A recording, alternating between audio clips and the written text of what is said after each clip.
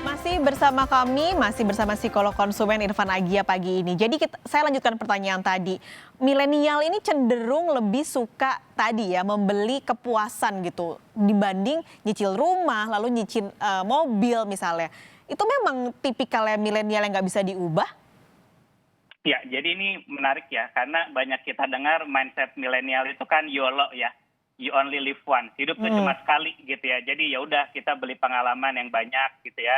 Nah, ini juga berkaitan dengan mindset mereka terhadap investasi gitu atau memiliki sesuatu.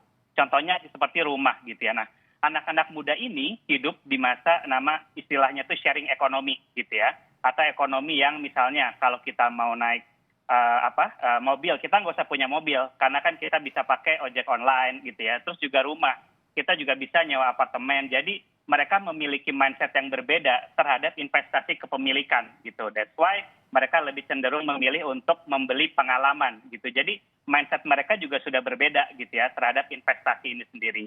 Namun seperti tadi sebelumnya gitu ya, Pak Kalis juga bilang ini bisa membuat orang jadi sulit berinvestasi karena mereka jadi terdistraksi gitu ya.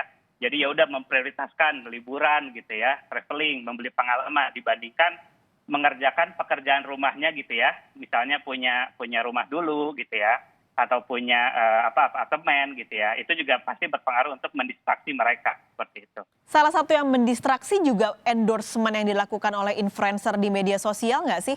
Betul, betul, betul. Jadi ini juga membuat mereka juga berpikir ulang terkait investasi ini. Karena liburan juga bisa menjadi investasi mereka. Contohnya bisa saat liburan saya jadi punya konten gitu ya. Untuk review makanan, untuk review tempat-tempat bagus, itu jadi bahan untuk mereka jual lagi gitu ya. Atau untuk personal branding. Jadi mereka menganggap pengalaman saya ini juga jadi investasi gitu ya. Untuk bikin konten, personal branding. Jadi sekarang investasi ini mindsetnya juga sudah mulai melebar gitu ya. Pengalaman pun bisa dianggap sebagai investasi bagi kepercayaan diri mereka, meningkatkan skill mereka gitu dan personal branding mereka. Meskipun sebenarnya kan itu investasi yang masih abu-abu ya. Iya kalau kontennya bisa viral, kalau enggak ya kan akan sia-sia. Nah gimana nih caranya supaya pada akhirnya membeli pengalaman ini nggak akan ngerusak investasi dan masa depan dari generasi milenial ini? Betul.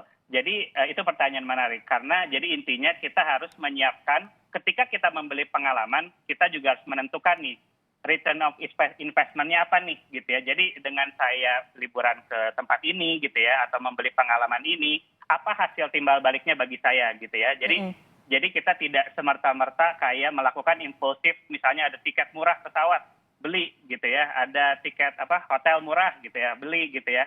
Nah, jadi kita membuat pada dasarnya adalah spend responsibly gitu ya. Kita spending secara bertanggung jawab dan make sure kita sudah mengerjakan pekerjaan rumah kita dulu gitu ya. Seperti itu. Oke, jadi pada intinya tetap bertanggung jawab, mencari kepuasan, tapi jangan sampai masa depan kita malah nol jadinya karena kita nggak punya investasi. Terima kasih Irfan Agia sudah bergabung dan bercerita di pagi ini di Kompas Bisnis. Sehat selalu.